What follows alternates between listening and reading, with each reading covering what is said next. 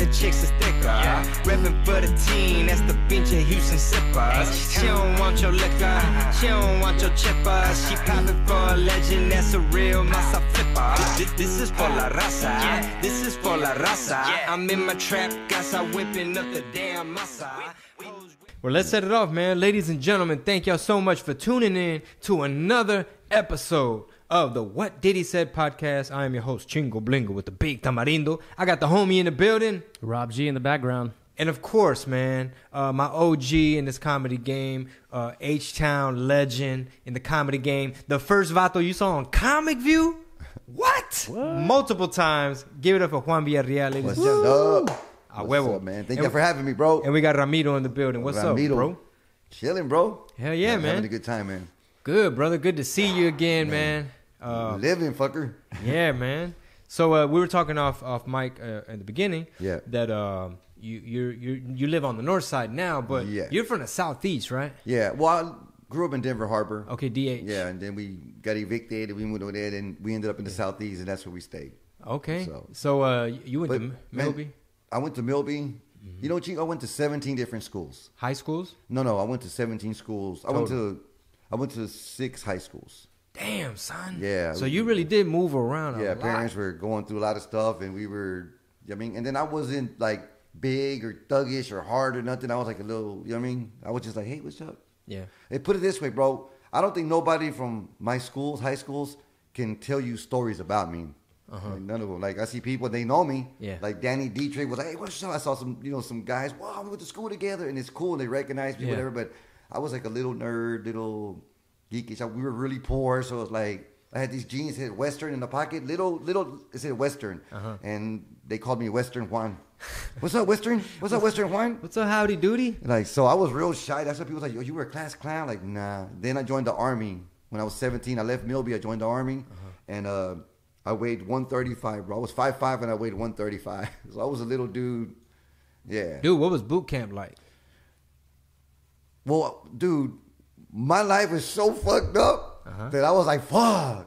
Finally, like, you're like, wow. some structure. You know, they scare you a little bit further, yell at you, and I'm like, well, what the fuck did I do? Like, but they feed you. Yeah, because they took me to the receptionist. When you go in the Army, you go to the receptionist place first, and that's where they gear you up. They size you up, and they're really nice to you. Hey, we're gonna cut your hair. We're gonna give you $100. So welcome. Yeah, and they're really nice. You want some extra chocolate milk? You want some extra cookies? And yeah, this is great. Everybody's all cool, and then you're asleep. They say, get ready. Tomorrow the drill sergeants are coming, whatever. But they show up like at 2, 3 in the morning. And they throw some flash grenades. So you're asleep. Damn. And it's Day like, boom, one? boom, boom, boom, boom, boom, boom. After like 6 days, they get you ready to cut your hair, whatever. And then the drill sergeants come. And they fucking flash grenades 2, 3 in the morning, banging garbage cans. So everybody's just, oh my God, it's like you're in a war zone. It's a fucking Full Metal Jacket. Yeah, shit. and they're fucking yelling, get the fuck, grab a fucking bag. And you're looking for your bag. And it's like, grab any fucking bag, not your bag. So you just grab anybody's bag. Damn. And everybody grab a bag, get dressed, and throw it in the. He goes, we'll sort them out later. And then, they got us at attention. And I'm like this. That's my first attention. I'm like this. And you were still 130? Yeah, I was like 135. And did you like put on like some weight from push-ups and all that? Yeah, dude. What happened was I was looking up, bro. So all the drill sergeants came to me. I was 17. They all ran to me because attention is straightforward. They also hold your chin up high. So I was like this. I was holding up too high. So they all ran up to me. What the fuck are you looking at, you motherfucker? Like, they were just hard on me, bro. I was like, what the? They put my head down. And so I learned. And my drill sergeant looked at me. He's like, man, he goes, I've never had a 17-year-old make it. And like you survived. After like the first, like I said, after the first week, it was like, it was good for me. I mean, are you able to quit? Like, were people quitting? Or? Oh, people are leaving left and right. And how do they get around that? You don't get in trouble? Like, nah, you got to go to jail? Some of them get, is discharged. Dishonorable? Yeah. No, that's when you really do something really bad and fuck up, but they just discharge you. And then some of them are like, man, why can't my leg hurts? Because they don't like it. And because there's like people that are rich that go to the Army. You know what I mean? Like, they come from wealthy families. They got money and stuff. Yeah. And they're not used to getting yelled at and stuff like that. And where were you like based? Or Fort Jackson, South Carolina. Oh. Yeah. Did you get off base and like peep the scenery or anything? At after a boot camp, because during boot camp you can't even watch TV, read a magazine, newspaper, nothing. You can make one call every Sunday, like around 4 in the morning. And now they got FaceTime, Facebook. Oh, I know. The moms are like, "Hey, mijo's tired. He needs rest." Like, I know. That's no, cool. No offense, but that's what I hear. Like my brother, because we don't know what's going on in the news. We don't know what's happening. Like Ronald Reagan got reelected, and I didn't even know there was a reelection going on. I was 17, bro. Like you had a whole new boss, and I was like, didn't know. Yeah, I was like, what? He's your commander in chief. He got reelected. Like who? Ronald Reagan. Like he ran again. Like because you don't know nothing. Yeah, you got 5 minutes to call home. What's going on? What's going on in the news? That's what the older guys. I mean, what's going on in the news? Are we at war? They want to know certain things because there's no news. You don't even know if you're at war? Nothing, bro. My brother-in-law was a Marine back in the day. Once a Marine, always a Marine. Hoorah! And this is back in the day, and like he says that back then it was real. Like he had to write letters to my sister because they were already like I think engaged and married and all that stuff, but. My sister had to wait. It was like traditional romance, like a rom-com. Where it's like I had to wait for the mailman, and it would take weeks. And then he was in Cuba, and he couldn't really call, like wherever he was stationed. And now it's like FaceTime, Facebook. You know, I still couldn't hang. I know, bro. I wrote my dad and my little brother, and my cousin. That's it. I got one letter one time from some girl. One of my little ex-girlfriends or whatever. It was crazy because everybody would wait for the mail. Like, they were just waiting, and they would call out the names. Munavar or whatever, Biggs. And I'd be in my bunk like, I ain't getting shit. Ain't nobody writing me nothing. So, that's crazy. Yeah. That's crazy, man, because I've known you for a long time, and I never even knew that you did Army. Yeah. Yeah. You have any, did you ever do bits about it, like jokes and stuff about No, I got in trouble a couple of times because when they found out that I was going to be a cook, because that's what I was a 94 Bravo, I was going to be a cook. Because I took the test, bro, and I made a 59, and you have to make a 60. And I made a 59. They said, but your math skills are really good. So your math scores are really high, so we're going to keep you. And they said, okay, you can either be a supply specialist or a cook. And like, what's a supply specialist? And it's like, you take care of stuff in the warehouse and, inventory and stuff. Like what? He's like, tanks, cars, trucks, helicopters, uniforms, helicopters, grenades. And I said, grenades? And he just looked at me, he's like, you're going to be a cook. And right there, I was like, okay. Like, I didn't even argue. Like, no, I want to be a supplier. I just said, okay. Yeah. He's like, okay. You're like, okay. He just looked at me. He's like, you going to make it, man? Like, yeah. Yeah, I got a mac and cheese recipe, I think. And then, what do you call it? Then my drill sergeant said I wasn't going to make it. Like, when you do push-ups, whatever. Like, hey, man, so he bought some weights. He bought some weights out of his money. He goes, hey, man, I bought these fucking weights for you out of my money because you need to start working out. Because if not, you're not going to make it. And I'm like, all right. This was after you were already in boot camp? This is a 1 week in boot camp. Oh, weekend. 1 weekend. He went to Walmart and brought a big old box of plastic weights. So on top of you having to do push-ups, you were also having to do weights. Oh, yeah. That's kind of fucked up. Yeah. And what do you call it? And then my squad leader was Munavar. He was kind of cool with me. And Scott, Private Scott, it was a big old black dude. He was 34 years old because back then, 35, he can join in. He was 34 years old, bro. I was 17. So they made him my squad leader. And the drill sergeant said, hey, man, so, like, you got to, whatever, like, fuck with him.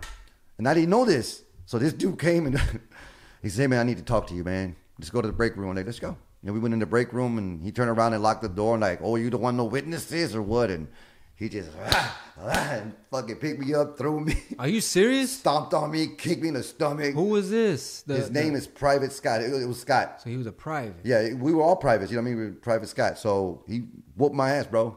And I laid on the floor. And then it was weird because nobody really came to help. Well, a couple of dudes were really mad at first. And I thought they were going to back me up or something. But I didn't want them to fight. I didn't want to get kicked out or nothing. But they let it happen. And this shit went on and on. And, he would take my shirt and this and that. And I was like, oh. And then, I was working out. And he would make sure I'd work out. Hey, Juan, go work out. I'm like, yeah, man, I am. So after a while, I liked it. Yeah. And after a while, I had all the weights on there. I was like, same shit, yeah. Push-ups. They couldn't do push-ups because they were big dudes, man. And, it's hard. Yeah. And here I am working out, nothing but my chest. And I was little. Yeah. So I started weighing 140, 145. And I was doing big-ass chest. Yeah, 50, 60 push-ups. It wasn't shit. I was shit, man. Yeah, and then I was growing. In those, 3 months, I started growing and growing. I gained a little weight. And I got up to, 150, 155. And then when he fucking tried to button my shirt, we had already graduated. We passed all the tests. It was over. We were already going to graduate. And then we were in line, and, you got to stand in parade dress, behind your hands, behind your back. And he tried to fix my fucking shirt. and I hit him. I hit his hand. He said, what the fuck? I said, man, you ain't never touching me again. I said, I'm a fucking soldier. It was private? Yeah, it was Private Scott. I said, you ain't never touching me again. He's like, what? Like, you heard me? Like, you ain't gonna do shit, nigga. Like, that we can do this shit right now, and like, that's it. Because I was strong. And I had already had some fights with some other guys, and I didn't know I could fight like that because in school I would get beat up. So I was like, man, I didn't know I can do all that stuff. So this dude, I was like, you know what I mean? I was pissed. I was like, man, you ain't gonna touch me again. I'll fuck you up. When he just looked at me, and drill sergeant walked by. Chingo, he walked by and looked at him. He goes, Private Scott, that's enough. You did your job. He graduated. And then I just looked at him, and I looked at Scott, and everybody, they started congratulating me. They broke the line. They started hugging me and stuff. And then Private Scott goes, man, he started crying. Wow. He started crying. He goes, hey, man, I didn't want to do that shit to you. He goes, I wanted you to make it. This motherfucker told me to do that. And I was like, oh, wow. Like, I was like, okay. I mean, I'm good now. It's like, that's an elaborate, practical joke. Like, yeah, it was like an all initiation. The drill sergeant says you were a little punk when you got here. You was a little sissy ass punk when you got here. I could tell you were not a fighter. You weren't thug. I could this and that. So now you're a fucking soldier. He's like, now the people that fucked with you, you can go back and probably fuck them up now. I'm like, oh yeah, yeah. But I was a soldier, so your mentality is totally different. So. Yeah. So, dude, could you describe to us your first time on stage doing comedy? Man, dude, this is a great story, bro. It's not even real, Chingo. It's not even real. We had our lights cut off. My wife was all mad and said, man, babe, where you going? I was working security. Mm-hmm. And I had just got, once you make an arrest or whatever, you get in trouble, whatever. And I was like, I arrested some people, and you got to wait a week, too, to do the investigation and all that shit. So, we were struggling, making like 300, 400 every 2 weeks, working fucking 6-12s. Like, I would work 6. I was making $3.35 an hour. So all this shit is going on. My partner, my security guard partner, was always saying like, man, bro, you're fucking funny. Because after a while, you don't want to fight no more. I have been doing it for 5 years, arresting people, fighting people in cantinas and shit, pony bars. I was working. That was me.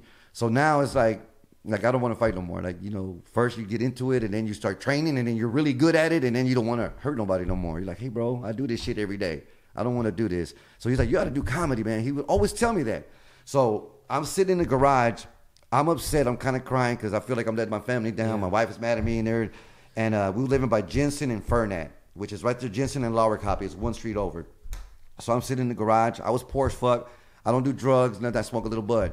And it got kind of windy, kind of, cloudy, like it was going to rain and shit. And I'm sitting there, and half a joint fell.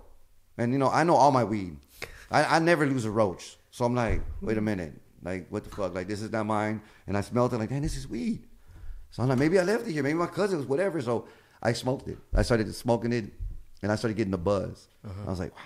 And newspapers flying around, green sheet. Back then, everybody had green sheets.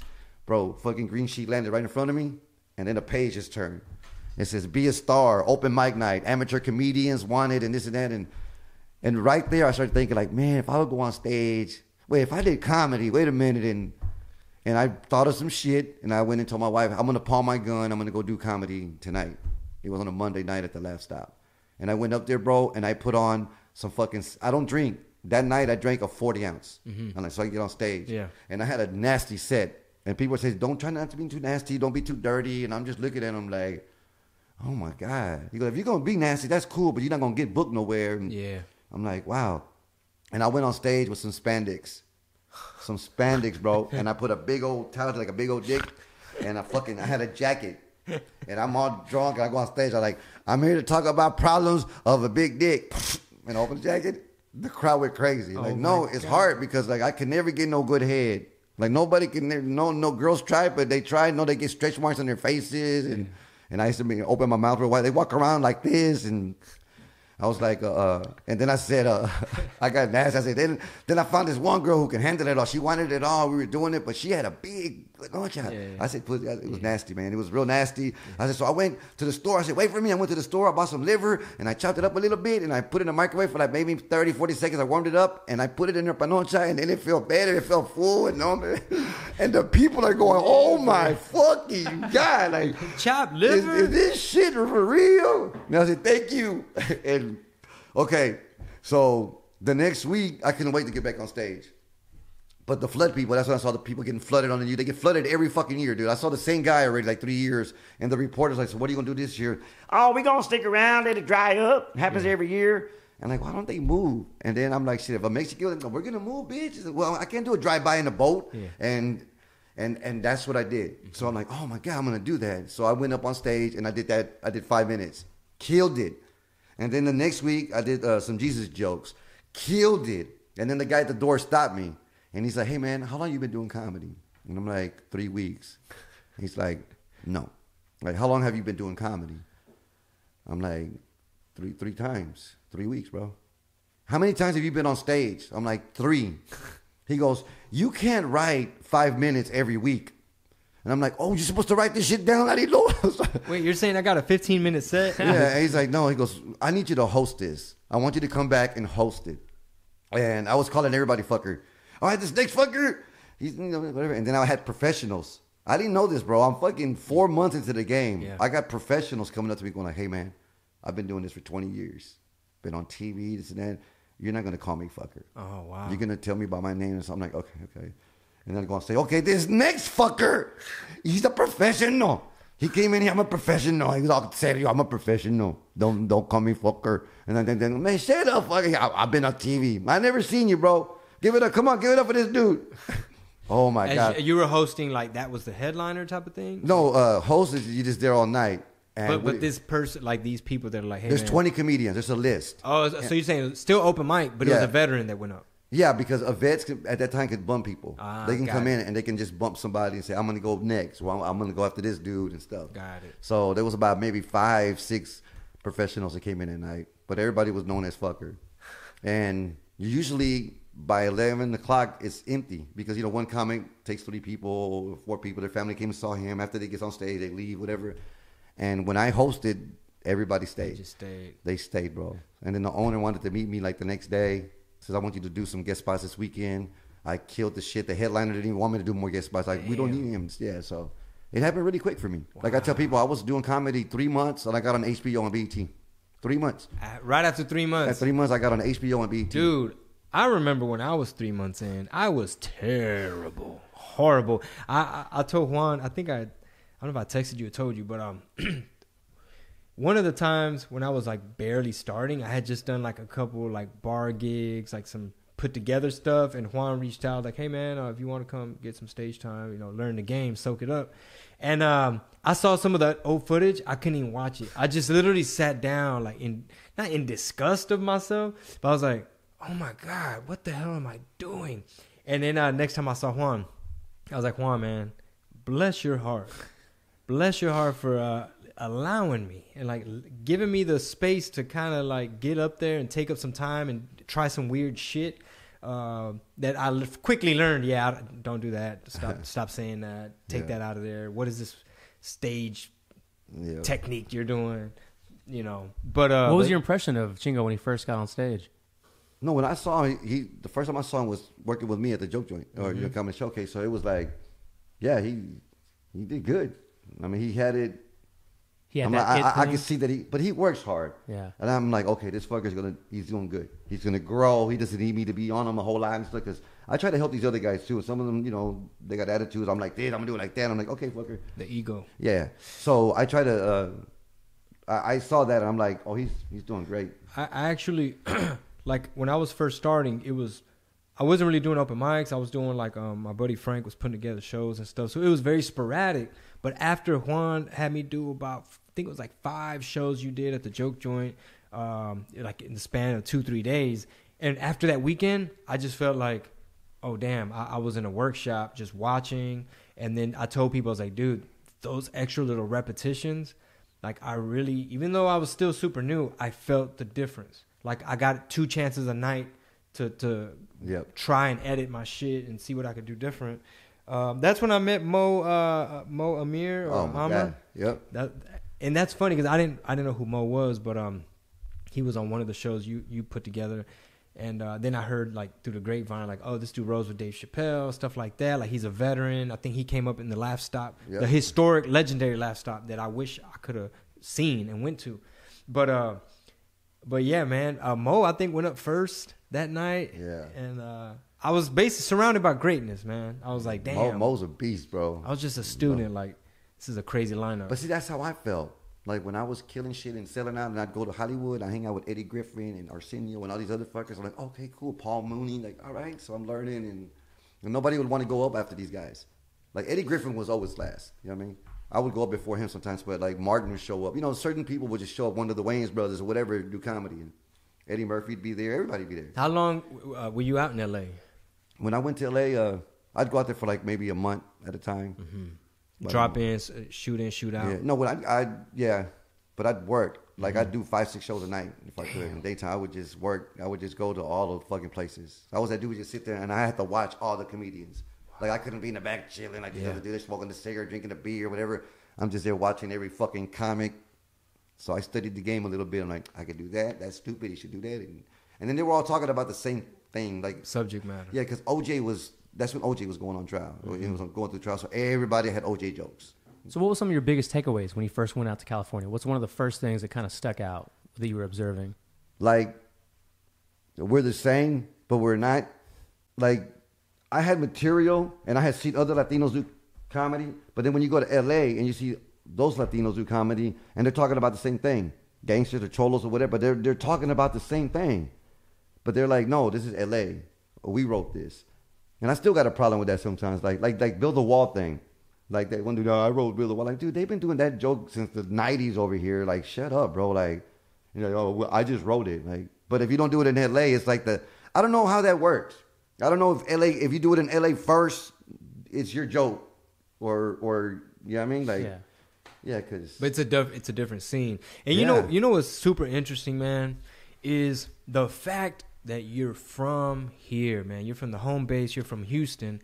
And a lot of times, especially in comedy, especially in Latino comedy, it's all very SoCal based. Like, because they have a lot of clubs and they're near Hollywood and they kind of have examples of how the shit works. But the fact that, like, you've been putting on for this area, and that same thing I try to represent, you know what I'm saying? But I just remember, like, watching Comic View, and you had on, like, a South Park Mexican shirt, and I was like, man, I think this dude's from Houston. And when I graduated from college many moons ago, my plan, when I left San Antonio, came back to Houston, my plan was, all right, I'm going to stop. I was DJing in San Antonio, but it's like, I'm going to go to Houston and somehow get into comedy because I just wanted to do that. So I was like, okay, I need a game plan. I need to find, like, a mentor, somebody knows what's up. And my first stop was you had that room on the West Side in 45. Yeah. What was it called? Juan's Latino Comedy House. And it'd be packed. It was like, I think it was upstairs or something. Upstairs, yep.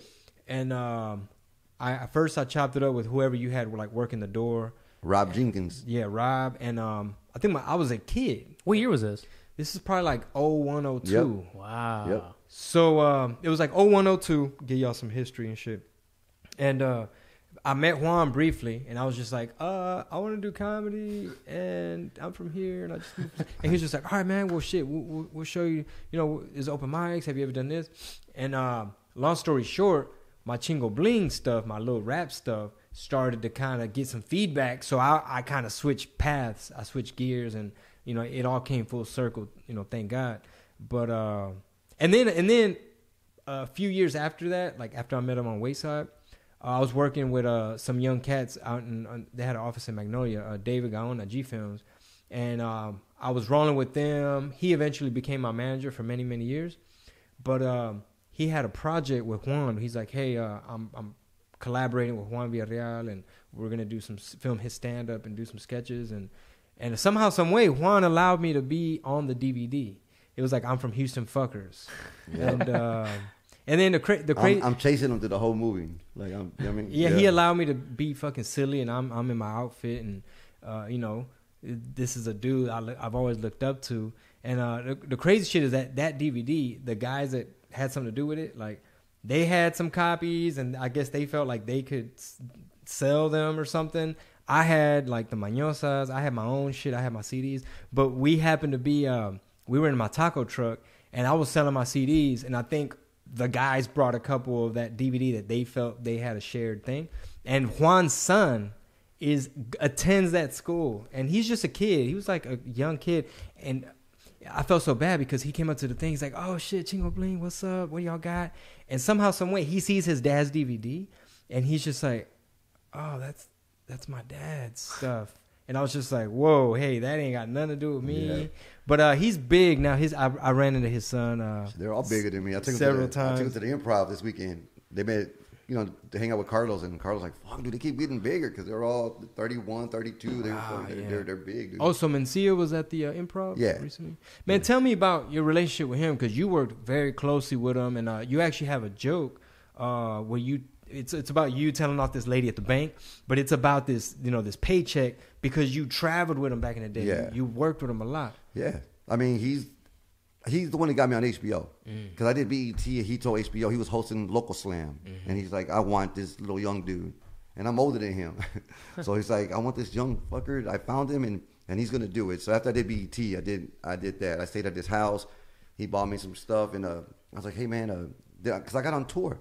I was on tour right away, and then they wanted me to headline. They wanted me to headline sometimes, and they would offer me 300, 400. So I'm like, I don't have that much time. Like, I was trying to do this, so I started doing some of his stuff. And I called him, and I said, hey, bro, I did some of your stuff, bro. I'm like, what do you mean? Like, in Corpus, that shit kills. Because you were... And he was like, for real, bro? Like, yeah. He goes, so you stole my shit? I'm like, no, I didn't steal your shit. I just said your shit. I borrowed it. He goes, that's stealing. I'm like, Carlos, I stole a car, bro, and I got 10-year probation for, I got 10-year probation for stealing a car. I told some of your stuff that you say, and I'm getting like $500 a week, bro. Like, that's not stealing, bro. Yeah. That's you helping the homie out. Yeah, you helping me out. And he's like, well, go ahead, fucker. I'll write some more shit. So you were... So I was doing that all over the country. I was doing some of his shit all over the country. And 92, 93, all over the country. Because you were just starting. Yeah, we're doing military bases. So... And this was a tour. What kind of tour was that? It was a Chucky Ducky and Bruh Man. Oh, yeah. Chucky Ducky Quack Quack. Chucky Ducky Quack Quack from BET. Bruh Man from the Fifth Floor. Yep. Martin So Lawrence. every NCO club we did, we do a military basis. Every club we did was sold out. Every show we did was sold out. I only did like 3 months with them. I was getting paid $75 a show. Yeah. And every show was sold out. And I didn't realize like they would get in the door. They would charge $20, $30 each shoulders, whatever. Wow. And there's 1,500 soldiers, and $30. Times, 30. You're like, wait a minute, that's 45,000. Like, and they were paying Chucky Ducky like 1,000 and Bruh Man like 1,000.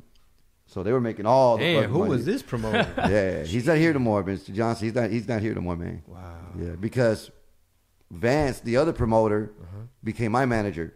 He's like, hey Juan, you do. I said, well, why don't you be my manager and help me and this and that. And then I did my own show, and I sold it out. I did $10 tickets. But I made like $3,500, and I'm like, "Damn, dude, I can't believe I made $3,500." He goes, "That's the way it goes. Juan, you keep the door, the club keeps the drinks." I'm like, "That's how it works." Like, yeah, you always keep the door. And I just looked down for about 10, 15 seconds, and I looked at him, and he was like this. I'm like, so all them. I'm like, oh, all those military shows. Oh, so right there, I'm like, motherfucker. Like, okay, you got me, motherfucker. He's like, yep, we were making a killing, Juan. We were making $40,000-$50,000 a weekend. Wow. I worked with Vance the first time when my buddy Joey from Victoria, Texas, who also helped push me into comedy. So, do you know Joey from Victoria? Joey Sandoval? Yeah. Love him, bro. Okay. I've known him when he was a little kid DJing at the OK Corral, bro. So, the first time I met Joey, this is interesting. First time I met Joey, I was starting in the rap game. He was a youngster in Victoria who was throwing himself a big concert for his birthday, like for the city. And he had me and a whole bunch of other artists. And it just turned out like we're performing, but they're like, yeah, he's the guy that brought you and it's his birthday. That's the first time I met him. Probably like 10 years after that, he's like, hey, man, I got this venue down here in Victoria. And there's the Victoria Film Festival, which isn't really big, but we like your web series. Why don't you, we host an event and you just show a couple episodes, they're short, and just do a Q&A at the end and talk a little bit, and I think people turn out. So, but at the same time, he always kept saying, you ever think about doing stand-up? And I'm like, I hosted a thing once, and it scared the shit out of me because it was horrible. I was really bad at it. He's like, man, maybe, anyway, he put that bug in my ear because he's like, I bring comedians to this venue you're going to be at. I work with Marlon Wayans, so on and so forth. And so I go do the Q&A for the Film Fest, and it felt kind of like stand-up, maybe because he planted that seed in my brain. And I got a couple laughs, and I told a couple stories, and I was hooked. And I was like, oh, shit, maybe I can do this. So he was actually hiring me to DJ. He had a nightclub, too. So after the film festival, he'd be like, hey, man, you want to drive down a couple hours, make some bread, just, you know. And I was dating Marisol, so I'd take Marisol with me, and I'd be like, yeah, we're going to be at the club, baby. You know, I'll be DJing and stuff, you know what I'm talking about? And so anyway, I want to just thank Joey because he's one of those people, too, that kept in my ear, like, you sure you don't want to do stand-up, man? And when you want to do stand-up or you thought about it, and then somebody says maybe you should do it, and then you go in front of people and you talk, and this is well known, and you get a laugh, you're fucked. You're hooked. That's it. You're like, you tell people, man, once you go on stage and you get a laugh, right here, you're fucked. Yeah. Like, I'm loving it, man. I'm gonna make 5 years in August, and I've been working with Rick Gutierrez too, man. So he's been kind of showing me. Rick's such a great writer, bro. He's he studies the game. He's worked hard, and like, I don't know why he's not further in his career. I don't know. He just had a Netflix special. I've always liked this writing. I've always liked. I don't know. I don't know, man. I love Rick. I love Rick. I think he's onto something because I think he's gonna make a lot of new fans. We both did a drop-in set in San Antonio. You ever been to Jokesters? Yeah. Okay. Well, no, I'm gonna work there. They've been calling me, but you know what I mean? You're figuring it out, some details? Yeah. Okay. Well, anyway, we dropped in, right? And Rick was in front of a whole, because he has one particular audience when he does like shows with Fluffy, and then he saw like a whole nother, you know, I've worked with him a couple times now. He's seen a whole nother little fan base, but yeah, he's a veteran, you know, like yourself, and you know, has a lot of wisdom, man. So I'm just and experience, dude. He's worked the road. He's worked everywhere, dude. Hey, I want to ask you that. And it's weird though, because when we hung out at the Joke Joint, like stories change, things change, whatever. Because he came up to me, bro, and he's like, "Man, Juan, so you're not doing drugs no more?" He put his hand on me. I'm like, "I've never done drugs." So where'd you get? And it's weird because he said that in front of people, and I'm like, man. So I'm like, "Hey, bro, like, was he trying to be like? Was he making a joke? Or? I don't know. Like, I was confused, bro. Like, I didn't know if I should, like, you know what I mean, hug him, slap him, punch him. I was like, just looking at him, still thinking. He was still talking, but I'm just. Like, I'm still thinking, wait a minute, bro, I still might hit you. Like, I'm still processing this moment. So go back. It's like, so the drug part. Wait a minute. What did you say? What are you talking about, bro? I smoke a little bud, bro. Like, I don't drink beer. I drank 4 beers in 2008. Yeah. Like, and then I drank some like in 2003 with some soldiers after 9/11. And we all know weed ain't a drug. So man, God made that. That shit grows out the ground like lettuce, bro. It's just, you put your lettuce in a bowl and you eat it. You go, and I put my lettuce in a different bowl. It's the same shit. Same shit. Yeah. Get made by the same Lord. Yes, bro. That's what's up, man. So how did the Comic View thing come about? Because it's Black Entertainment Television, which is now owned by Viacom. But at the time, this was Bob Johnson created BET. I turn on the TV and I see someone that looks like me from the same city as me, and he's fucking killing and he's funny, and I'm like, oh shit, and that's the same. Like, the door that he opened, I'm also trying to like keep it open so that other folks coming, behind us could be like, this is an option. It's been done. So how'd that happen, dude? I had an audition with Rushion McDonald at the Hip Hop, and they said, we want him. Can you do those 5 minutes? I'm like, yeah. And I killed it. And then, you know, it aired. And then that's when I was on tour 3 months later with Chucky Ducky, bro, man. So the second season I did it, they wanted me. You got another 5 minutes? I'm like, yeah. And then I did it 11 times. I'm the only one who's done it 11 times. So back then they were paying $150. Wow. And you had to get yourself there. But that exposure. That exposure, bro. And then those comics were calling me BET. You're a BET comic. You're a BET comic, the LA comics. You're from BET, bro. That ain't nothing. You're doing BET 5 minutes. Because they were obsessed with late night TV? Yeah, that's what everybody wanted. Monologue? Yeah, they wanted to do that. I'm like, okay. But they didn't know that it made me a draw. Like, they didn't know that. I'm like, bro, I just did Odessa and I had 1,300 people and I charged $20. Yeah. Like, these fuckers are doing shows. Shows are doing. Yeah, how much Leno paying, bro? 300. Yeah, exactly. I'm like, dude, these people are paying 300. They're getting paid 300, 400, 500, and a flight and everything. And I was killing it, dude, doing Lubbock. And then I'm like, Eagle Pass, and let's do Del Rio. And then let's do San Antonio, let's do McAllen. Let's do Amarillo, let's do Texas, let's do Dallas. Dude, Texas alone, right? Like, you can make $1 million off Texas and nobody even has to know about it. Like, exactly. You know what I mean? Like, and did you ever do like East Coast or Midwest? Oh, I love East Coast. Yeah. I love East Coast. I love East Coast because it's quick, bro. And it's the style, you mean? Yeah. It's quick. Like, you can't Like for Dave Chappelle to do what he does on the East Coast is like, wow, that's how badass he is. Because I know comics that go up there and they're professionals, but they don't start off right away. Yeah. Me, that's right. What's up, fuckers? Right away. Yeah. I want to get them. What's up, fuckers? And I start talking. Boom. Because in the East Coast, some comics would go put their beer down, adjust the mic, look at this and that, and they would start getting booed. Boo, nigga! Like that shit. And that's it. Once they start booing you, it's over.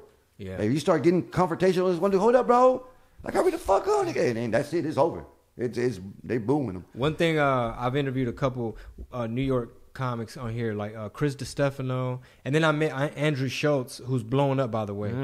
He's out of New York. I met him in Miami, and then Mo did 3 years in New York. But one thing they say is like you're on the subway, it's in a crowded ass fast city, like shit's happening to you, like you're interacting with a lot of people. So when that audience member gets to the show, they already have been through some shit and they want to hurry up and like you got to talk about that. That's why they do a lot of crowd work, right? Yeah. Out there. Because they're like, hey, what's your thing? Da, da, da. And sometimes it's a little weird if you're not like used to it. Yeah. Because it's nothing but crowd work. TV people don't like that. Like TV people will see somebody just kill, but they're like, no, like that's not good for TV. Because they're thinking, well, what's your sitcom? Like, Yeah. I need to look at your persona and your material, and I need to know how we casting this thing. Like, we see Fluffy as the best friend. We got da-da-da. Yeah. So on. So they just, and me, I tell stories. So I don't write jokes. So it's fun. Like you know, because comics are back there writing and they're practicing and they all have to write their set, what they're going to say. Like a script. Yeah. And they're like, is Juan going to do his? And I'm like, nope. I'm like, I don't know what I'm going to talk about yet. I'm like, because, you know, I would see 20 comedians and I'm like, okay, well, I'm not going to talk about that. I'm not going to talk about that. Because they would just step on your stuff. Yeah. That was hard doing a Latino show. And you got 12 Mexicans on the show. All chanclas and Vicks and Sprite. Man.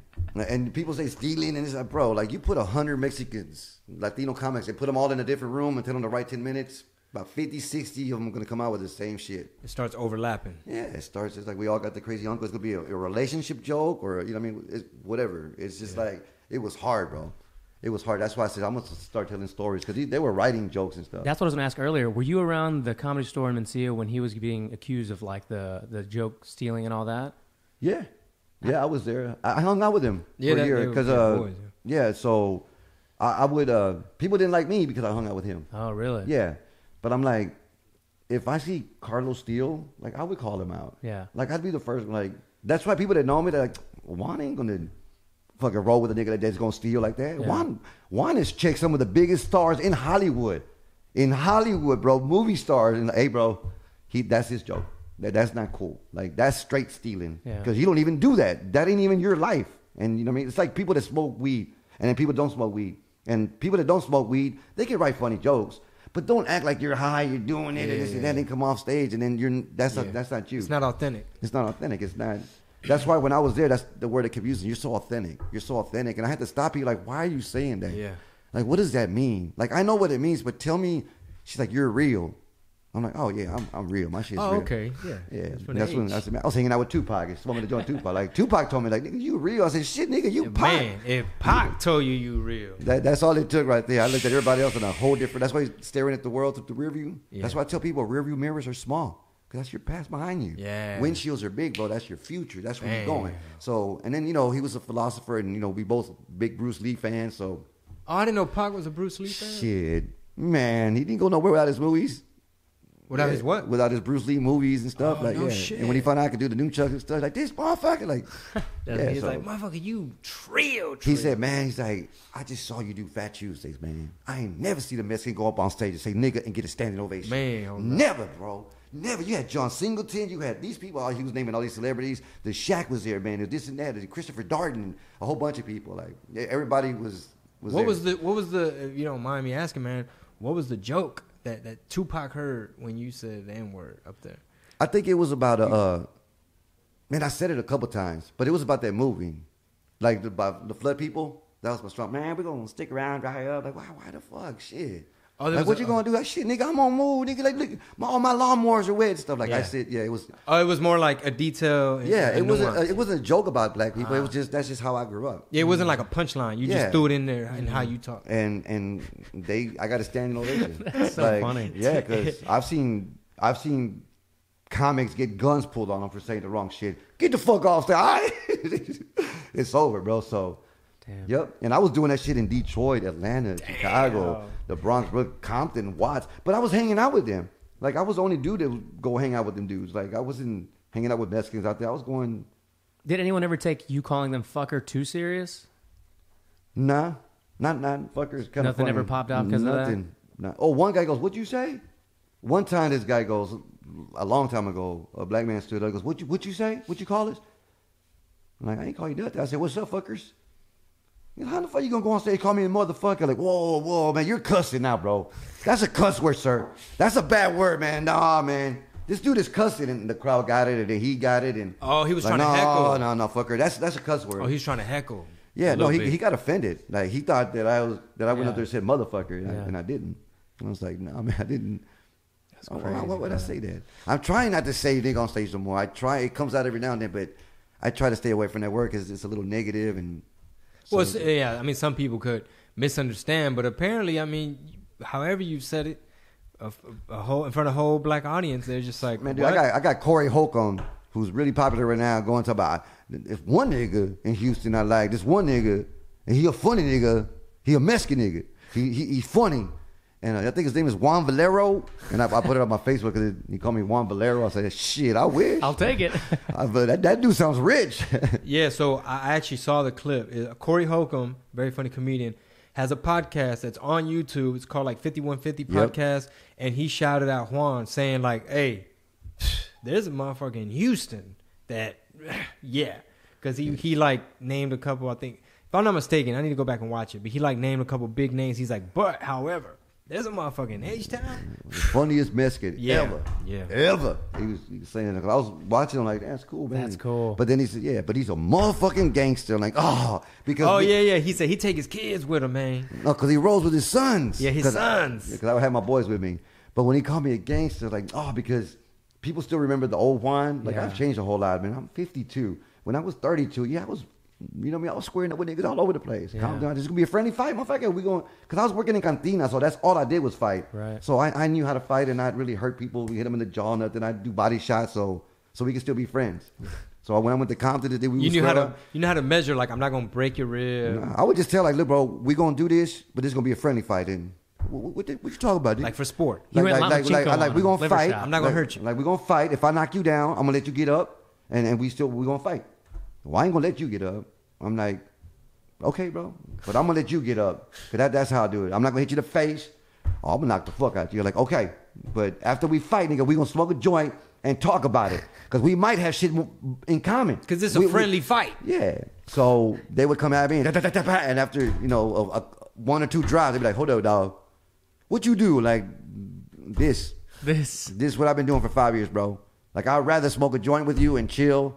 Because that little chest punch, that could have gone straight to the jaw. That little head to the kick, that could have gone anywhere. That little headbutt? Yeah, that could have gone anywhere. We could have took that out. Yeah, and he knew that. And then it turned out we were smoking and I was teaching him the move. Man, when you hit me right here, how'd you do that? I did it like, I twisted a little bit like, that one right here hurt, man. You see, because the overhand right, you trying to reach around the ear. Yeah. You really hitting them back here. He goes, because you fooled me, man, because you went like this, so I had to lift up my hand to block you. Because I was wondering why you going to hit me so high. So I went like this. And when I block you, you know what I mean? Then I would swing like this, so they would block me, and then all this is wide open. So it was like, boom. Say, man, that. Yeah. So like when you did the double jab, did somebody teach you that? He go, man, that shit still hurt. And then there's other dude like, nigga, y'all only fought for like 10 seconds. Like, how many fucking days? It was just funny. We had a lot of those funny moments, but it was just fun hanging out with them. And then, they would do drive-bys, everybody drop. You know what I mean? You'd hear, like, I wasn't all that mierda, bro. I wasn't. Wow. Yeah. It was just. In the hood. Yeah. That was just how I lived. It was scary. Like, you know what, Chingo? I look at the video that we did. I'm from Houston Fuckers, and people loved it, whatever. And, there's copies all over the fucking world. And I'm like, man, that's not me. What do you mean? Ooh, like the material I did, I'm like, wow. Oh, the stand-up portion? Yeah, I was like, wow, I can't believe that, man. Like, can't believe I said that. I can't believe I did that. What joke. you think it was too vulgar? Ghetto. Fuck yeah, bro. It was, yeah. Was it? I was getting a little cocky because I was selling out. I was making money, and then when I saw it, I was like, fuck. So you feel like the material you prepared, you wish you would have took it in a different direction? Or? Yeah, because that's like the first time that I had control over me filming some shit, and I've tried to do specials with other people, like, and people get involved, and then other entities get involved too, and it just fucks up. It's never gone right. So I told Romero, you know what? The next special I do, I'm gonna do it by myself. I'm just gonna do it by myself the way I fucking want to do it. I'm a visionary. I know exactly when they're gonna laugh. I know what camera to, you know what I mean? I'm gonna look. I already got it written down. So next time I do it, because right now I look at my comedy and it's fun. Like I can look at my video and it makes me laugh. Yeah. Like, oh shit, that shit's funny. Yeah. Like that's one of them. The ones getting like 100,000 views. That's my first one getting 100,000, and then the food stamp one that's like at 150. And I'm like, these are recent. You put them up? yeah, I just put them up because some page shared it. Because everybody was sharing the thing. We were so poor, the light company came and blew out our candle. We said no lights. It was a meme. He said no lights. Yeah, and that's and then I was tagging them with my joke. I was sending them my joke, like all those fuckers. At least 2,000 or 3,000 people. I would sit there at home like, okay, motherfucker. Did it have your picture on the meme? No, it would have my joke. They would hit it, be like, man, we were poor with the light company. Oh, it was a video. It was a video. So people would hit me back like, damn, man, that's you, bro. Like, wow. How amazing is it, man, that you can go from BT to... Did you ever do Que Locos? Yeah. So like Que Locos, like all these different things. And as the game is changing and evolving, material you wrote years ago is coming full circle in a meme form. Yeah. Because there's a thing called Facebook. And you know what? That joke was written by Saint Anthony. So I did that joke. I stole it or whatever. But I that one, the lights. Oh, yeah. Because lights. Yeah, because he goes, he would do it, a little bit more tame. Like I have a lot of energy. Yeah. So he would just be chill. Like the light company came, blew out our candle. We said no lights, bitch, and it was still funny. Yeah. And then I did it. I don't know why I did it. I haven't seen my boys in a while. Rodney Bing, I did a joke from him too, and I haven't seen them. And I did a longer set, but they put those jokes in there. I didn't know what jokes were going to get put in there, and they were funny. And we're cool. We talk about like, hey man, I did joke. I know, motherfucker, I saw that, and we it's all good. But that joke came back, like you said, around. Like that one joke. That's what I'm saying. That's one thing about comedy, man. That like we were talking about Rick earlier. That it's never too late. Like I even look at like Joey Diaz, and it's like, I mean, I haven't been following his whole career forever, but I know him big time due to podcasting. Yeah. And it's like I think it's one of those where like, man, even with me, man, I was doing the rap shit for the longest, and sure, I had notoriety. Like people knew me. My stuff was spreading through like LimeWire and stuff like that. Or I had some good looks, like, oh, you were on MTV and some magazines. But this comedy thing, man, like just as a skill and as a craft and as a new art form, it's something totally new. Some people don't get it. They're like, man, why are you going? Because they, in their mind, they think, oh, so you're doing comedy now. Yeah, they think it's a step back for some reason. Nah, I love it, man. I know. I think it's a strange. parallel move, but more than anything, it's a great improvement for me. And just in my career, it's like Chingo 2.0. Like, I'm just so thankful and grateful to even be in this game, bro. I love it. Yeah, and those people that think that or say that, I just say come to a show and you'll see. Yeah, I don't pay attention to them. Like, I mean, like I don't address people. Like I put this one to go. This dude is lame as fuck. He's putting down our race every time. There's a 2,800 shares. I don't know how many comments. Everybody's loving it, whatever. And I'm like, bro, that wasn't a joke.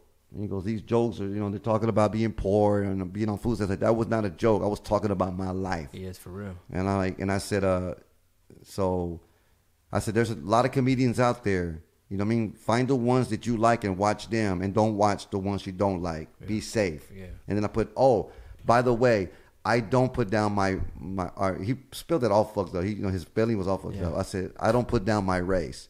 Like, if you would know, he don't even know the movie parts that I turned down because I feel like, nah, that's going to make me look gangster. I'm going to be in prison. And I lost big money because of shit like that. So it's like, this fucker doesn't even know me. Mm-hmm. I said, but I'm not making our people look bad. You're the one that went out of your way when you could have sent somebody you love a text, I love you. I got it written down.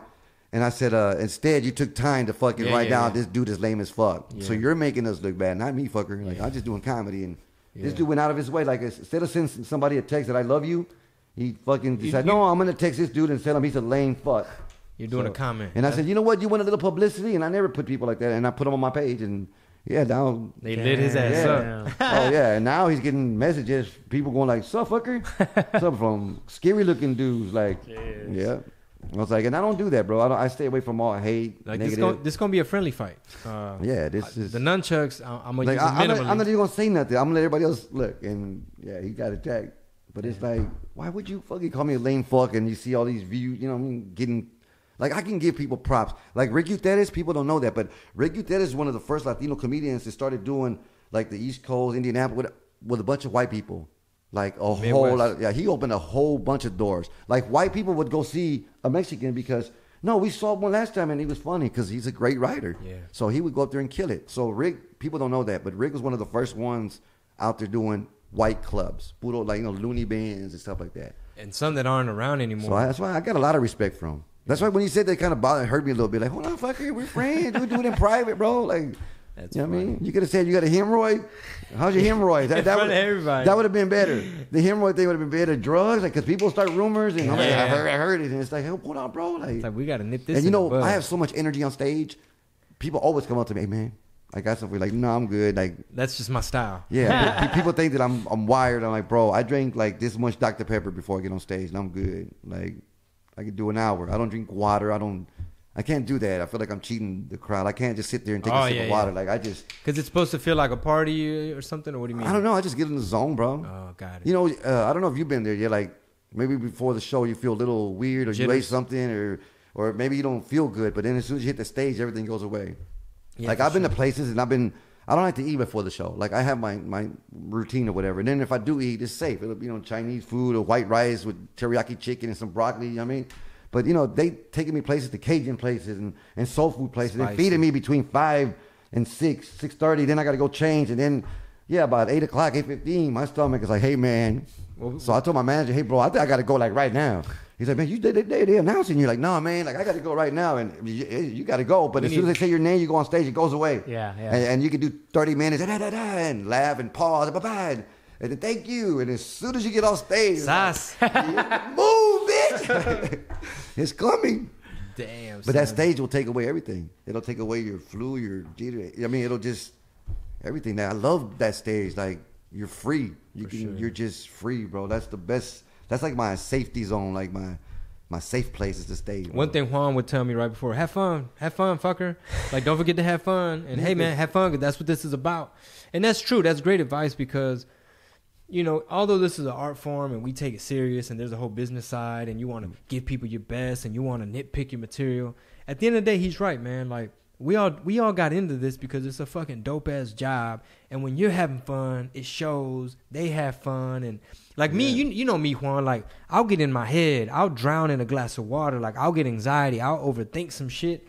So every once in a while, that's one of the things I remind myself is like, dude, if you don't hurry up and fucking relax before you go up there, brother, it's gonna show. It's gonna be weird body language, and you're gonna lose them. So fucking have fun, fucker. Yeah, just have fun. But, like, you got the business part, too. Like, you want to give them your best stuff because you're not the only one, bro. Edward Hernandez, my boy, he throws up almost 90% of the time before he goes on stage. He's talking to you. With me, it's kind of hard. Little Eddie? Yeah, because it's hard with me because we show up. Like, he likes to go to the show. It starts at 8. He likes to be there, like, at 7:15. And I get there, like, at 8:05, 8:10. Like, so it's like, hey, bro, what I do, like, you're going on stage. Because they're announcing you. So we go from the car. He would have to run straight to the stage. He'd have time to throw up. But if he stands there, Rick Utedes. Like that. Really? Yeah. Rick Utedes is like that, dude. He's to this day, which I respect. It's like, because it's show business. Like, you know what I mean? You can do your show, but there's still a business part. Those are your people. You want them to come back. You want to look good and stuff. But I realized that. But see, I got taught by the best, dude. Paul Mooney and they get have fun. Nigga, you ain't having fun. You're taking this shit too serious and have fun. Yeah. And that's why I was like, dude, I'm ready to soak it up. So what kind of show?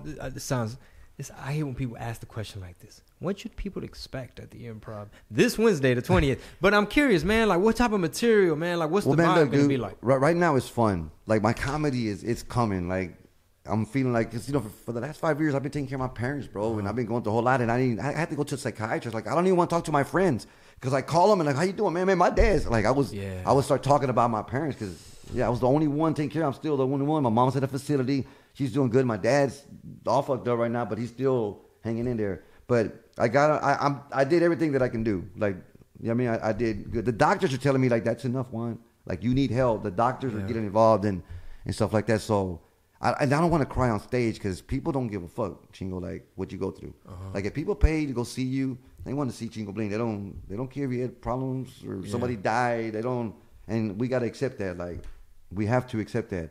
My mom had a peg tube. My stepmom in her stomach did cancer, so I had to. That's when it started. So I had to put medicine every 4 hours. I gave up comedy for 9 months, and that hurt me. That hurt Ramiro because like, hey fucker, you doing shows? And like, because we're not getting paid now. Like, hold on, bro. And I was living in just a daze, just every 4 hours, medicine, water, her food, the machine, prime the machine. You had to put gloves on. You had to do all that, and then I set up some shows because her surgery was supposed to, they were going to take out the tumor and everything was going to go good. But at the end, they found 2 more masses. So she was we went to surgery Friday. I'm like, cool, I can do my shows because I sold out. I sold out Thursday, 2 Friday, and 2 Saturday. I had sold out 5 shows. Where at? At the Joke Joint, at the Comedy Showcase. That's when Danny still had it. Okay. I think Danny still had it right there. And I think it was Danny because she passed away. She says, like, she goes, I walked in a room, the family's all there, and she's looking at me. She goes, what they say, mijo? And I just went like, and she was like, "What, I'm gonna die?" And I was like, "Yeah, I'm gonna die, Mom. Like, that's it." And she goes, because she told me, "Don't lie to me. Nunca me eches mentiras." And I was the one, I was taking care of her, dude. So every day, like I had like maybe 3 days off those 9 months, 3 days where Carlos took me to Vegas for the doctors. They had to do a lot of shit for me to go. They had to do a lot of shit and for me to go to Vegas to go have fun and do a show. And I went out and took it out on the crowd because I went out there and beat the fuck out that crowd. Yeah. And then friendly fight. And then we were preparing for the surgery, and I said no. And she's like, "When is your show?" So I'm like, "Thursday, Mom." And she goes, "Okay, I'll die by Wednesday." I'm like, "Shit, Mom." So I'm pouring the morphine in her body Saturday and Sunday, and I hate doing that. You know what I mean? Like, because my mom's touching me. I mean, gracias por todo. And it's like, okay, Mom, but she goes, "That's okay. Lo que Dios diga." And I'm killing her, bro. I'm pouring the fucking morphine and stuff. And then she passed away Wednesday, because I had a little alarm. I built a little house behind my dad's house. I was living there, and my tia was there, and my mom was already out of it. But I went and talked to her because they could still hear. I said, "I love you, Mom. Jojo's okay. I'm gonna take care of Dad." Blah blah. That's all this stuff. And then my tia said, "It's not gonna be long." And then I went in there, and then she rang the bell. Boop. I can still feel that fucking bell. Like, what do you mean the bell? Like, you know what I mean? Like, I bought the bell because like if my mom needs me, call me. But when she beeped it, my mom didn't need me, so it's like she died. Like my tia's like that's it. So then I went in there and I talked to her and stuff, and she still gave me one little squeeze, and it's like okay. And then the next day I had a show, so I went. We did all that, and I went to go do the show. They went and picked her up that night. They came, and the morphine, the DEA showed up. They wanted all the drugs and shit. Like, take it. Like we want this. We want take it. They get all the drugs, do the morphine. They put it in a little bag, and they crush it up, and it disappears. It's crazy. There's some little rocks in there, and I'm like, I don't want no cancer medicine. You take all that shit. So they took that, and then Thursday they're like, "You okay?" Like, yeah. And I did my 5 shows. I didn't even bring it up. I posted so the family could know Sunday. So I rocked them Thursday, killed them Friday, fucked them up Saturday, and then Sunday I said, "Hey, my mom passed away." Blah blah blah, whatever. So what year? When was this? This was 13. That's what I was. And then like 2 months later, my dad's kid, he started going bad. I'm like, what the fuck? And then he's on dialysis. And then my mom got dementia after that. So it's like for 5 years, bro. 5 years I've been fucking just put appointments. But I don't talk about that. I'm just telling you what I'm going right now. My comedy is like, because my psychiatrist is like, "You doing good, whatever." And so now it's like I'm ready to fuck this world up. Like I'm ready. Like I feel good. I've been working out. I've been trying to stay healthy. Like I'm ready. I'm ready to go fuck some shit up. Bro. And you know what's crazy, man, is like, as a comedian, sometimes people need a laugh, and you're out there giving them the dosage. You're the drip, the jokes. That's the morphine, and you're people are releasing this energy. Like, I remember one time I was having a bad day, and I saw Fluffy that night in Beaumont, and he fucking made me laugh, and I was like, okay, that's a really cool job because, you know, what we do. And later I got into stand-up, but I always remember that. That's why we always do a prayer before, like somebody might be depressed, they might need a laugh, allow us to spread, do our job, and so on and so forth. So what I'm trying to say is this, man, is, you know, life, a lot of real stuff comes with it, like what you've experienced. And even though you have, like, let's say your psychiatrist that you know, is helping you in that department, you're a psychiatrist to the people, because you as a comedian, man, as a writer, like, you have to look at life different than the average person. So you look at, am I wrong, right? No, you look at life right, through a different little bit of a lens. You analyze it different. Your whole perspective on things. And then, you know what, Chingo? The scariest thing is when people say, hey, you saved my life. like people say that. Like, Ramiro's been there. He's heard soldiers and shit like, hey, man, I was going to kill myself. I had already wrote the note and everything, but I started binge watching you on fucking YouTube. Oh, my God, your fucking outlook on life. Like, wow. Like, I want to give you this. I didn't put it on because I was in a hurry, but I always wear the, for the soldiers, the hotline, the 1-800-suicide. I go to school, talk to kids about bullying. I do a lot of great stuff, dude. That's why I don't cry in this game. Like, okay, because life is going to hit you. Whenever I feel bad, like, sometimes I sit on the couch and I'm like, damn, like, my mom's doctor would call me or my dad's doctor. All this bad shit is, you know what I mean? I'm like, fuck. Like, sometimes I want to say, like, why me? Like, what? It's a lot of weight. Like, wait a minute. But then I think about those kids I go see at the Shriners Hospital and my soldiers that I go see at the VA, and they're all fucked up and missing arms and legs, and they're out there doing this for us. So it's like, you know what I mean? Man up, motherfucker. Like, there's kids that you know what I mean? There's kids that are sick. No, they're so it's like, yeah, I can't cry. And I'm like, okay. I'm not too religious. I'm not too much into the God thing. I believe in something, but not this dude that, you know what I mean, that whatever. It's just scary. So I feel like there's something good out there. So I think that's what helps me not be a bad person, because we can say anything. We can fuck people's heads up. Mm-hmm. We can make them feel good. I've had a lady go, mijo, I want to talk to you. Like, ¿qué pasó, señor? He goes, my son died about a year ago. I haven't been out the house for a year.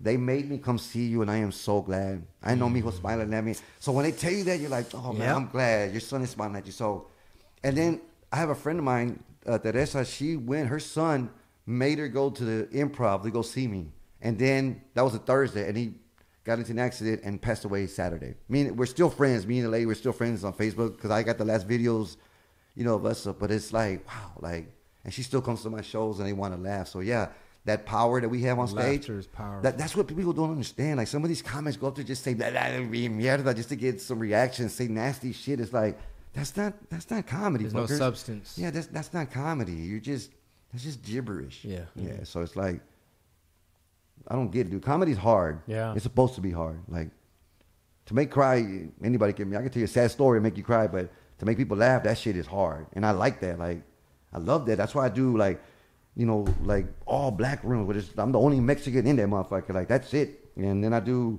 you know, corporate gigs. Then I do high schools. Then I do junior high. Then I do my shows. Then I do Latino stuff. And so it's fun. Dude, they hit me up, just random out the blue, if I wanted to do, I think, 15 minutes to open up for Julio Iglesias. Wow. I'm not too sure how old Julio Iglesias is or what his crowd looks like or what they might be expecting. But I was like, I don't think I'm ready to do a Spanish set in front of a older crowd. Right. And I'm assuming, right? It might be fucking millennials in there for all I know. But I was like, yeah, I don't know, man. It's kind of last minute. Because it's supposed to be like this Friday or something. Oh, wow, man. It's in Sugarland, isn't it? Yeah. At the That's Smart I'm Financial like, Center. I was like, Julio Iglesias. Oh, shit. That's crazy, huh, bro? Like, I was like, yeah, I don't know. I'm going to fuck that up. but it's I'm not scary, going to too. look bad like that. I tried to do Spanish. You saw me the first time. And like, yeah, I'll work on it first for a minute. Because, Oh, you don't do that either? no, it was hard. Yeah. Like, it was all Spanish. So it was hard. Right. Yeah. Yeah, because we got to translate the shit. But nah, I didn't want to. But now I want to.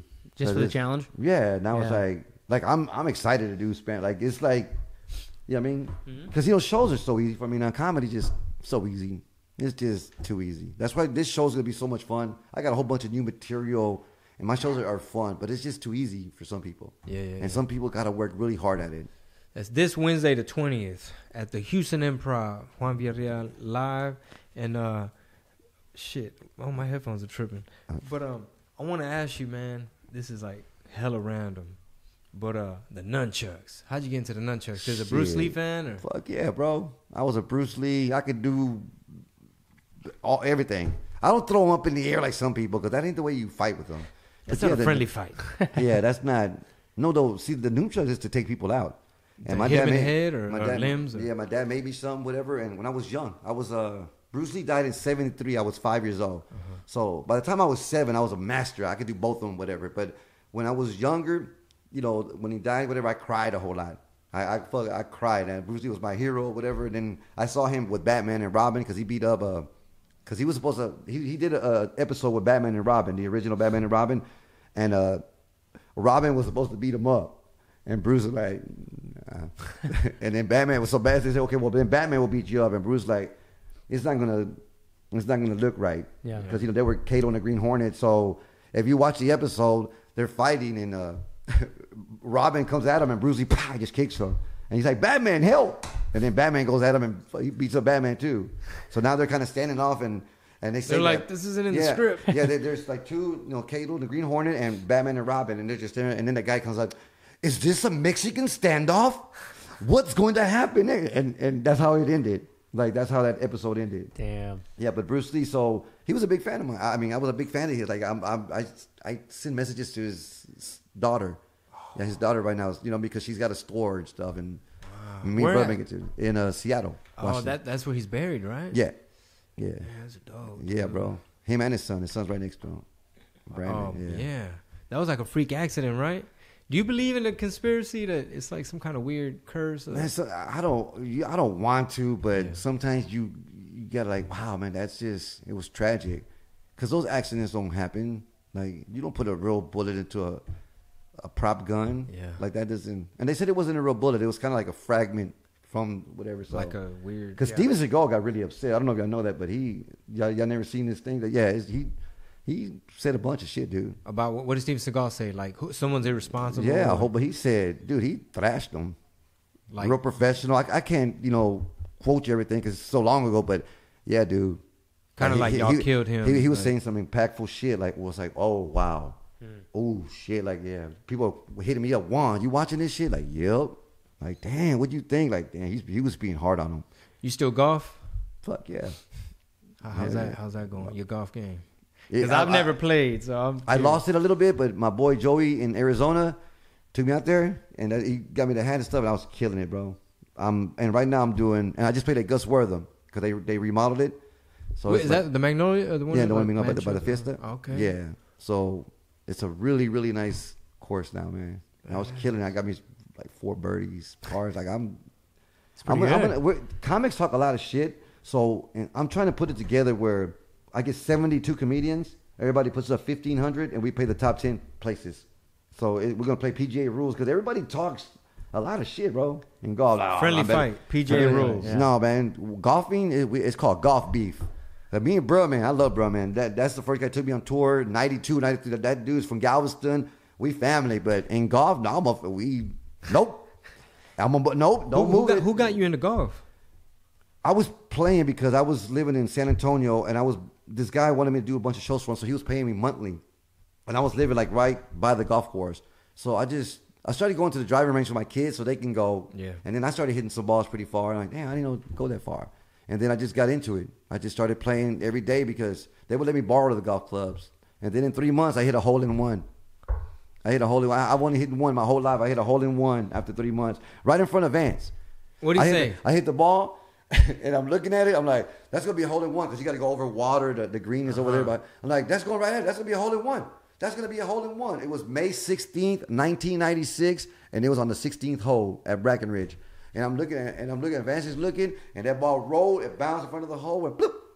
And I went like, oh, that's a hole-in-one. And there was some people leaving because the tee box is right next to that green. That's a hole-in-one. I made the ball. It went in there. And one of the guys went and looked in the hole. He's like, ooh. And he pointed to this guy. He pointed to the guy. Ooh. And they were all plotting. Hole-in-one. Vance looked at me. He's like, man, shit. I'm like, dude, I got a hole-in-one. Man, everybody gets those. That ain't shit. Damn. Hating motherfucker. And now he thinks he could beat me. And you know what I mean? Oh, I could beat you on one because he golfs a lot. He works at a golf course now. Oh, okay. He got deep into it. But I'm an athlete, bro. I play pool, basketball, softball, baseball. It's like, I mean, kick. I'm at home. I'm jumping off the couch. I'm doing all sorts of shit. Dude. I'm going crazy, bro. I sit at home a lot. I mean, I got to be trying to rest. I was going through a whole lot of shit with my family. I didn't want to be out in the streets or nothing. So I'm just going to regather myself. And, man, I'm lucky because I'm getting calls from a lot of people. Going to Vegas. We just rescheduled that one, but I'm going all over, bro. I'm doing the Kickapoo. They're going to send a car for me to San Antonio to come pick me up. And, so... That's awesome. You know what, bro? I don't want to say this, but I got to say this. Because I went to go see D.L. Hughley. And D.L. came to get me. He came and got me. And George Lopez was on the show. So D.L., Cedric, and Eddie Griffin, they were, what's up, Juan? They showed me mad love. George stood next to me. And I was like, what's up, George? He's like, didn't even want to talk to me. And, he went on stage, whatever, talked about, I've been with these guys for 3 years, and that fucked my head up because Dio asked me to be on it. He goes, he wanted me to host it.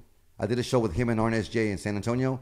He said, hey, man, I'm doing this thing. It's called the Black and Brown Pride Tour. I'm like, for real? He's like, yeah, man, we want you to be on it. I want you to host it, Juan. I want you to host it. I'm like, I would love to. Fuck, Dio, I would love to. He's like, it's going to be me, Cedric, Eddie Griffin. I'm like, man, they're my niggas, dog. Yeah. Charlie Murphy. Like, I think that's what I want you to do, nigga. Like that. Charlie Murphy, Mike Epps. Like, hell yeah. And George Lopez. I was like, oh man. And he took the cigar out of his mouth. Like, what's up? What you don't like George? I was like, I love George. I love George. He's doing his thing, but he doesn't work with other Latinos. And Mike Epps like, what? Like, he doesn't work with the Mexicans, dude. Like, oh hell no. So then they called me. Both of them called me Monday and said, hey Juan, we talked to George, man, and he wants to be the only Mexican on the show. And he said just like Juan, he wants to be the only Mexican on the show.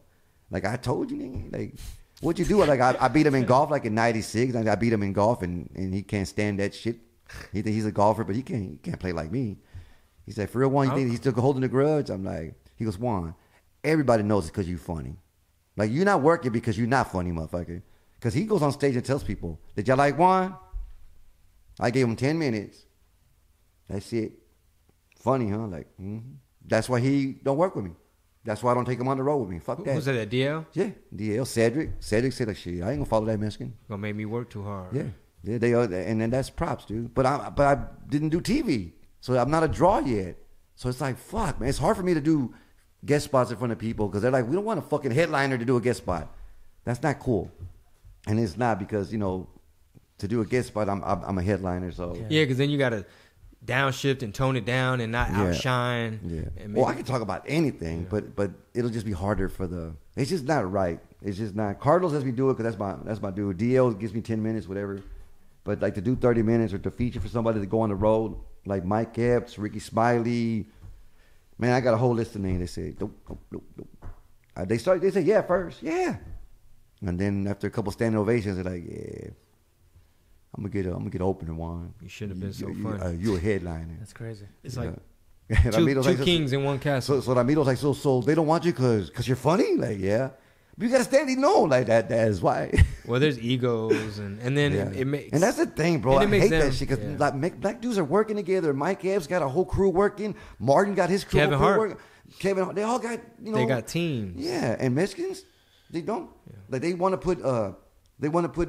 There's people coming at me. They're like, hey Juan, because I'm gonna be in it. Like you're gonna be in it. I'm like, my time might have passed. No, you're gonna be in it. You're the main dude. But who else can you get? We need 3 more dudes. And I was like, well, Flo Hernandez is really funny. He deserves it, but he's been doing it for a while. I'm like, Chingo Bling is doing his thing. He's a draw, whatever. Raymond North, and I started naming people and stuff. And like, can you get them together? I'm like, I don't know. Let me talk to him, and it's hard. It's hard. And then people say, well, Chingo does his own thing, man. I don't know if you're like, well, good. Let him do his own thing. Yeah, like, it just depends. No, but it's like that's good. Like because people were mad at George because he didn't want me on the show. And I'm like, George? He said, no. Like, I'm Juan Villareal, bro. Like, what am I going to do? That's George Lopez. Like, even Mike Epps said, hey, man, fuck that. Juan be rocking niggas more than George. Shit, these niggas know Juan more than George. Who said that? Mike Epps. Like, I love Mike. I would love to meet him. On the same thing. On the same call, he was saying that. And DL, I said, Mike, like, stop, bro. This is business. And then DL goes, this business. Like, cause they don't know, because George is a bigger draw. He's a bigger name, dude. Like, but he doesn't owe us nothing. He doesn't fucking owe me nothing. He doesn't owe me nothing. Like, nobody owes nobody nothing. We owe him shit because he got the first TV show that, did well, his talk show. We owe him shit, but he doesn't, just because he's a Latino, okay, I got to put him on the show. Like, it doesn't work like that. It doesn't. I let people, Romero gets mad sometimes because I let some of the same people or a few people, like they always hit me up before a show, whatever, and sometimes 7 people to show up at my show. I'm out of town, 7 Mexicans to show up. They all want to do a guest spot. Well, go ahead. All 7 of them? I'm like, yeah, man. You're saying when you're out headlining somewhere? Yeah. They'll come and see me and be like, hey, I'm a comic, man. I love you. I'm a big fan of yours. Stuff like, you want to go up? For real? Like, yeah. And I just put them on stage. Like, go up, fuck it right now. Like, it's sold out and go do your shit. How does that work out for them? They love it. Yeah. They love it, bro. But I love comedy. Yeah. Like, I'm lucky, man. Like, everybody likes me. I'm really lucky, dude. Like, this dude don't like this dude hates this motherfucker. But they all like me. Like, they all like me. So I'm really lucky. But I stayed away from the mierda and the bullshit, and I stayed away from all the egos and, just me. Man, before we close out, how we doing on time? Great. I know, bro, because this shit can go on for hours, bro. Well, yeah, no, I'm gonna wrap it up because I got to run to the storage unit and grab some fucking speakers and stuff. But I want to ask you this because I'm very interested in the subject. Recently, I started listening to the audiobook. There's this radio DJ, Charlemagne the God, from the Breakfast Club. Yeah. He wrote a book called Shook Ones, which I haven't finished yet.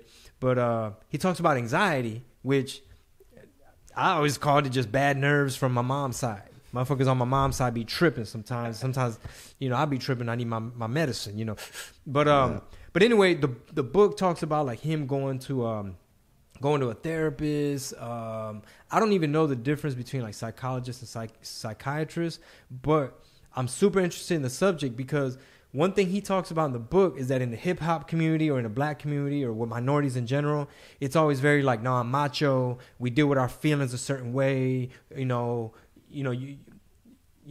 go to a fucking therapist or whatever. Like, you got to deal with that shit, son, because you hard. You ain't no pussy.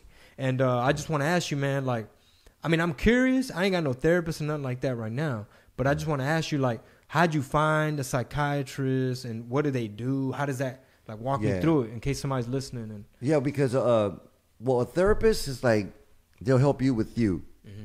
A psychiatrist helps me because of the shit that I was going with my dad and my mom. And, you get suicidal sometimes. You're like, man, like, fuck, dude. And that's why I have anti-anxiety medicine. Mm-hmm. I'm prescribed. I have to take it. If I don't take it, I can't function. Mm-hmm. Romero knows, like, if I don't take it for a day or two, I won't eat. I won't, Because you start getting your nerves and your stress. And then I lost hair. I had, circles of hair gone. And, like, that's stress. That's anxiety. Wow. And then when I started taking fucking bars, like, so wow. That's what they give you, bars? Yeah, bro. So I take Xanax. Yep. And I hate them motherfuckers because I feel so good. As a matter of fact, I told them, if I'm not done with them, because I've been taking them for like 10 years. Nobody knows. I don't get barred out. Everybody knows I smoke a little bud. Yeah. You're never going to see me like these little young kids that don't fucking eat them. Hey, man. Yeah. No. I take one in the morning and 2 at night to go to sleep because my head does not. I tried to take a sleeping pill because you don't have dreams with Xanax. You have dreams, but you don't remember them. Uh-huh. But I would take a sleeping pill, like Ambien, Lunesta, just to try to go to sleep, and I couldn't. And my head would just go crazy, bro. It's like a hallway with 1,000,000 doors, and every door, this one is my mom and all her shit, psychiatrists and therapists and all of that, and then my dad's, and then my kids, and then my grandkids, and then my problems, and it's just... That's what your mind is? It just keeps going. And when I take those, it stops. All the doors close. I could just stop, and I could focus on something. I could read a book. I can focus on something. Because I'm just doing too much shit. My phone, dude, rings all day. But that's why I put my phones down. When I go to bed, I fucking put those phones down on mute, and I don't wake up to no phone. No phone wakes me up, bro. Like, as an alarm, you mean? Yeah, like somebody calling me a wrong number or something. Oh, like some. This is Cons. You was like, fuck, bitch. Like, or like startle you in the middle of the fucking night type thing? Yeah, when I sleep. No, because I go to bed about 4 or 5 in the morning. 3, 4, 5 in the morning. Son. Yeah, and I wake up 1. I wake up when I wake up, bro. Sometimes 11, 12, 1:30, 2 o'clock. I just get your rest. I let my body wake up and shit. Yeah. So today I woke up. I was gonna make some coffee. I had no sugar, and I looked at the time. I told Ramiro, "Hey, bro, you gonna come get me?" And fuck, I'm leaving right now. And I live by Greenspoint, so he lives off of Edgebrooks. That fucker had to go. Like, we had to go. Hey, we got to get gas. And oh well, yeah, y'all made it right on time. Yeah, man. He goes punctual 2:59. Sus. Like man. So we didn't want to do this, Chingo. Like, I'm, I'm thankful, grateful for this, dude. Like, I know you can, you know what I mean? You're busy, you do a lot of shit, but for me to... I mean, we've been talked about having you on here. Yeah. But this was a perfect time.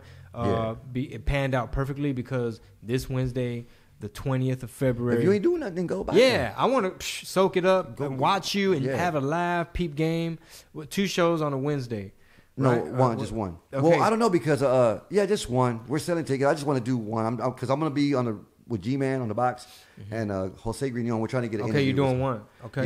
Yeah. If it goes well, maybe 2. But I'm going to be at the joke joint, but depending on the scheduling, maybe I'll have somebody cover for me on the hosting side. And you're always welcome to stop by dude, there. that's my home club. Yeah, like Canada, that's my spot. Like the Improv, because they want to put me in a whole bunch of them, and like, okay, it's happening. But I went and talked to Ken before I got booked there. I say, Ken, I'm gonna go talk to the Improv because they're gonna book me. And this dad, he's like, you don't need permission from me. Like, no, because I love you, fucker, and you're doing this great. I like Ken. That's why I told Ken.